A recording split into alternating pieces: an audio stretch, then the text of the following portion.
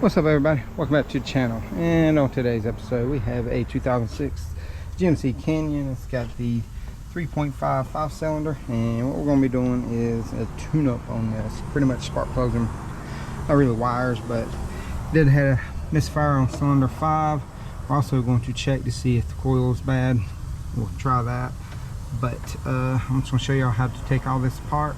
We're also doing a low side AC line on this, but it will not be in until tomorrow, so we can't put that back on right now, and I decided not to show y'all a video of that. But if anybody's wondering, it goes from the firewall to the compressor. It goes through here, under this, around the power steering pump, and across the top of the engine, or right here on the radio. I don't know what's the top of the engine, but top of the fan trial. Here's the line right here. It was rubbing up against the power steering pump, or the reservoir portion of it, and rubbed a hole in it. But let me get some of this out of the way.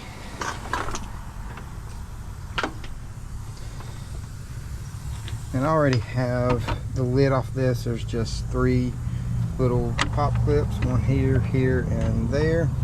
And we're going to take this right here off, and then this portion right there off as well. Try to set y'all up where y'all can see this. As I was saying, we're going to take this off in this resonator box. We'll start pulling the mass airflow sensor connector off, and then I'm going to pull this off. Just 2 hose clamps.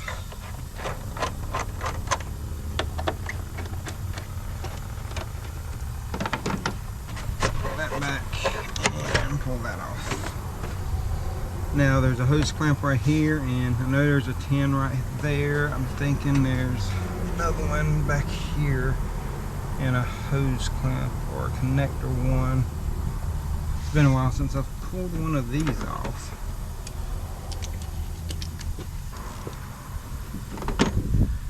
I actually used to own a Colorado. There's a 10 right here.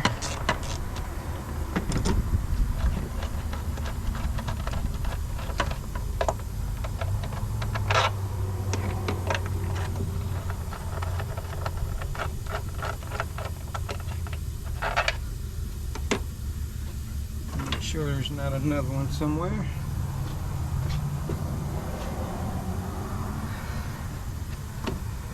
Nope, looks like it.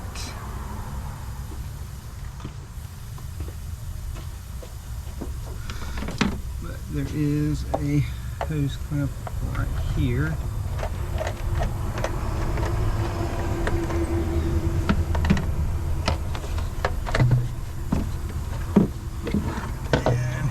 PCV hose.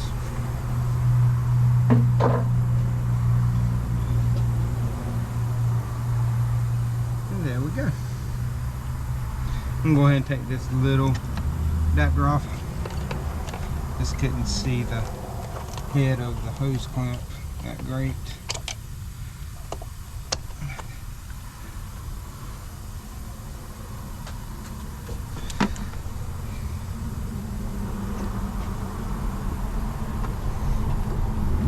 All these have these little safety clips on them. 9 times out of 10 they break. Just be careful with them. One that's misfiring looks like it's got a brand new coil in it already.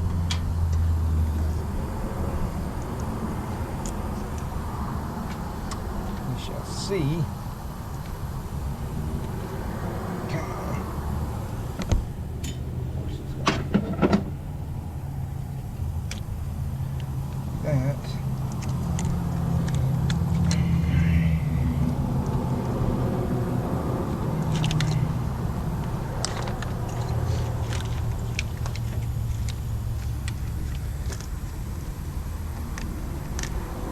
Make this a little easier on us.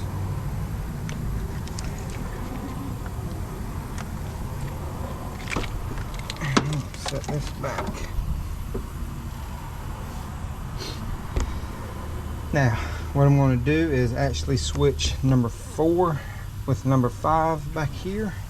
and see if that makes the misfire move. If it does, we know it needs a new coil. Like I said, that's not a original coil on that thing. It is an aftermarket, so somebody has replaced it, and it just uses 10 millimeters to hold these in.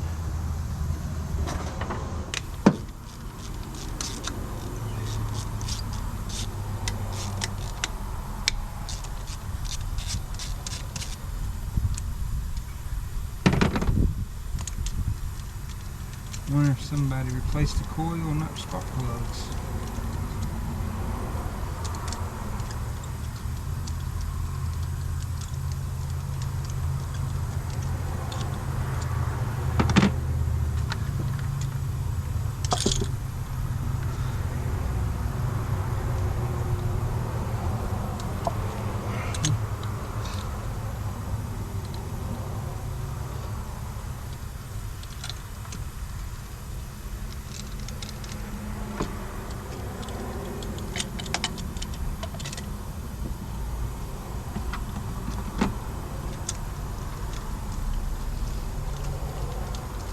That's probably a little bit more work than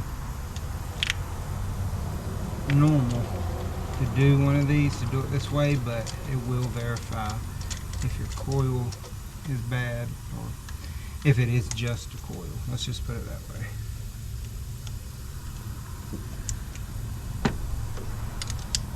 It's like when I stick all this back on here, I'm not even going to tighten most of it down real tight.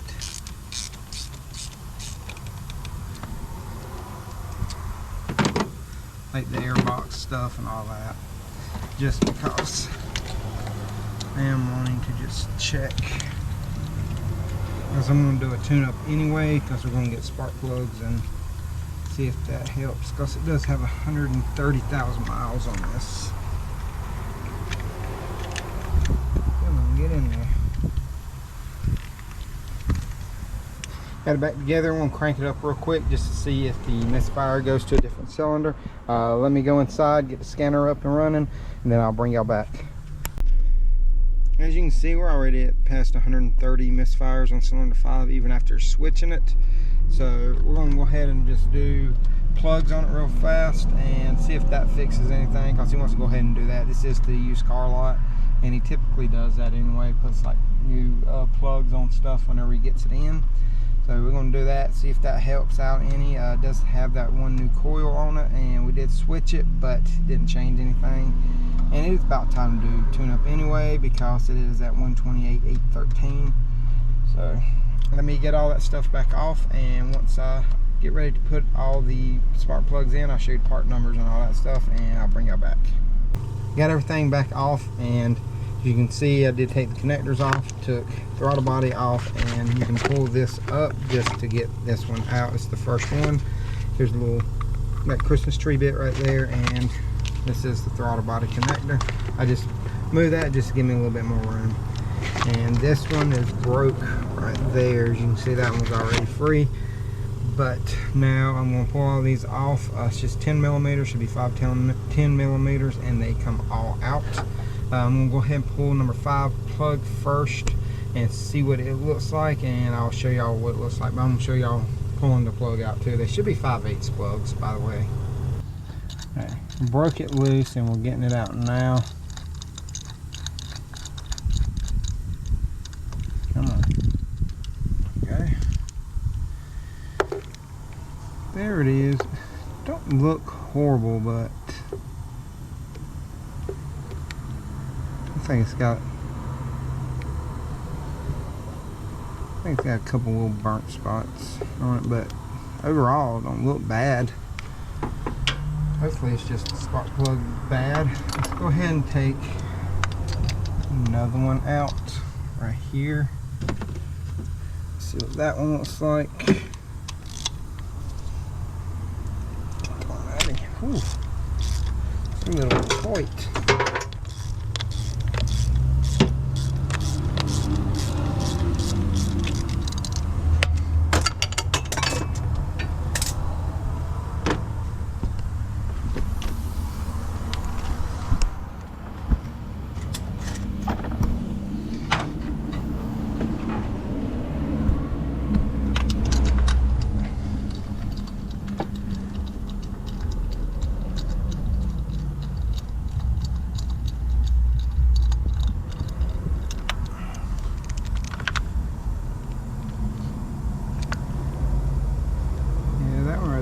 worse than the other one. Well, I'm gonna go ahead and pull the rest of them out. 126.25058. We're gonna check it with this one. 126.25058. Yep. I'm guessing these are probably original plugs since it only does have 128,000. But I'm gonna go ahead and pull the rest of these out and see what they look like. I don't know how well y'all can see down in there, but I got the first 4 in there. Here's the last one. I got a little bit of anti-seize on there on the threads to keep it from galling up. Here is the part number, if I can find it. Right there, we did go with AC Delco Rapid Fire 888-798-92, and on the box themselves it just says 17. So, and by the way, these do torque to 13 foot-pounds on the spark plugs. Get it threaded in, hand tight, and then I'll run it down. Come on. I'll be getting close. Oh, I did do a compression test on this on cylinder 5. Cylinder 5 has 121 pounds of compression. So it is good to go on that. This doesn't fix it. We'll look at the injector. Nice. That is it. Easy enough, right? Yep. Where you want it? You can just sit it right there and I'll throw it on in just a second.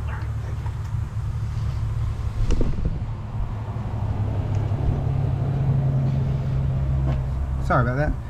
Had somebody come up. We actually do have the hose for the AC, and I'll probably show y'all putting that on in this video as well, just because this is probably going to be a shorter video if I just do this and the O2 sensor. The reason I'm doing O2 sensor is it was showing 0 on the reading, and I did test all the connectors, we're getting power to it, and heater and stuff like that isn't reading. It's just 0 volts on it. So I do have a new one. Here is the O2 sensor we got.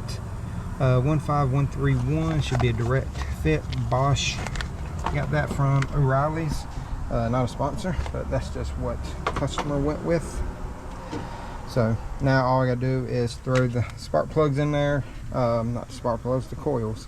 And we're going to be putting some dielectric grease inside the boots right here, just to keep them from sticking to the plugs. Now we got all these back on. We're going to go ahead and change out this O2 sensor. Here is your connector. It is the bank one sensor one, which there's only one bank on here. Pull this blue safety clip out and pull that off. And then we'll get an O2 sensor socket and pull it out real quick. Let's just make sure that this is the right length. And looks correct. And it even has a little push in piece, and most of them come with anti-seize already on the threads now. So let me grab my O2 sensor socket real quick. Alright. See if we can get this to break loose. Oh. No hesitation. She was wanting to come out of there.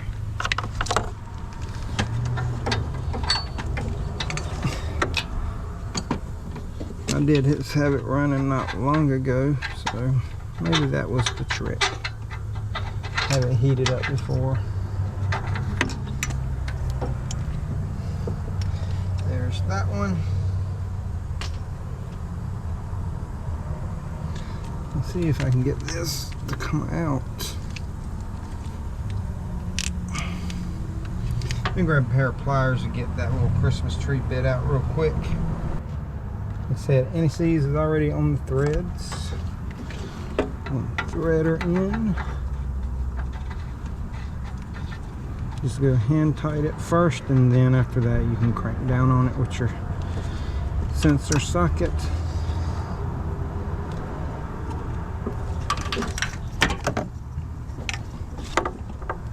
Alright.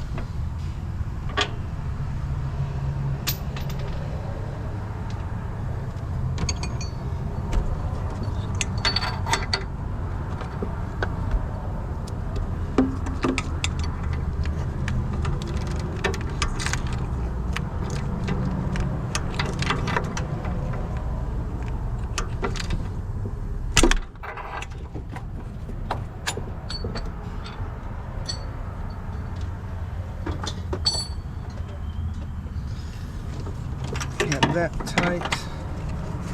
You can go around this if you like. That's what I'm going to do, just to keep it off the exhaust.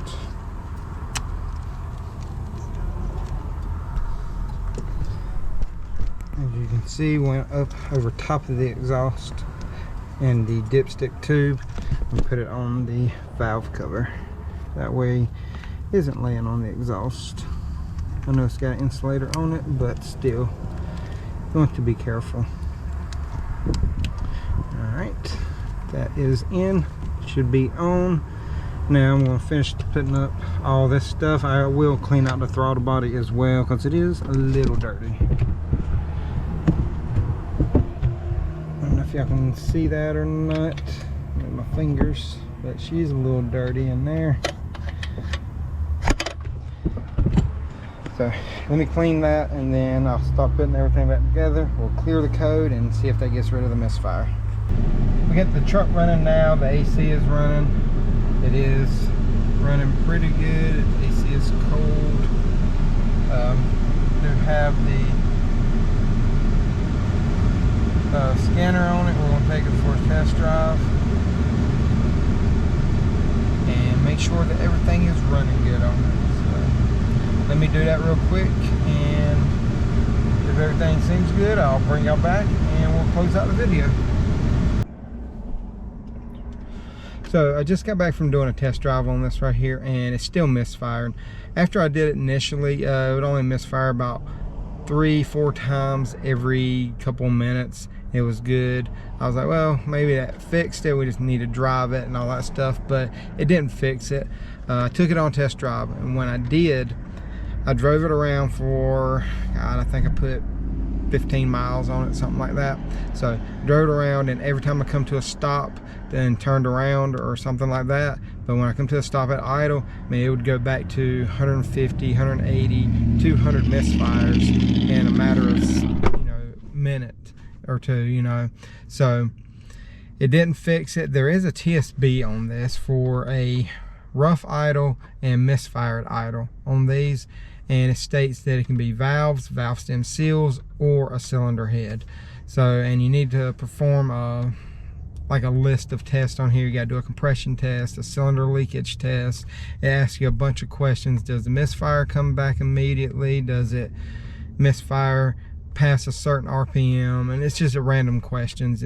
And they give you a number to call to answer these questions, and the people on the other end of the line will go over it with you and help you decide what the right thing is. Or you can just go off of the TSB and just do a standard replacement of a head on here that comes with not cylinder, but the valves and valve stem seals already installed. I'm going to let him know what I found on this truck, and it only applies to the 3.5s. I know the 2.8s and the 2.9s, they have a separate TSB on the cylinder heads. I don't know if it's the same as the 3.5s, going through all the questions and doing all the tests and stuff on it. I personally owned a 2.9 Colorado and never had an issue with it, and it had 250,000 miles on it. I owned it since it had like 150, 160, but different engine. I know it's still an Atlas style engine, but different engine as compared to this one, as this is the inline 5. And I do know the inline 5s are a little bit problematic than the 2.9s, but this is probably going to conclude this video. This just basically was going to be an instructional video, how to do plugs and coils on here. I showed y'all how to do that if you're just doing a basic tune-up. This right here will help you out. In the next video, we'll try to go over the TSB number, the leakage test, compression test, and how to do all of this stuff, because we'll have to pull everything we took off today back off to test all this stuff as well. So y'all stay tuned for that video. I will go over everything, and we'll kind of come to a definitive answer as to what's causing the misfire. But if y'all enjoyed the video, please like, subscribe, hit that notification bell. Remember, I got the Patreon, Instagram. I got the hats, the shirts, the stickers. If anybody's interested in that, hit me up on Instagram if you want any of that at the moment.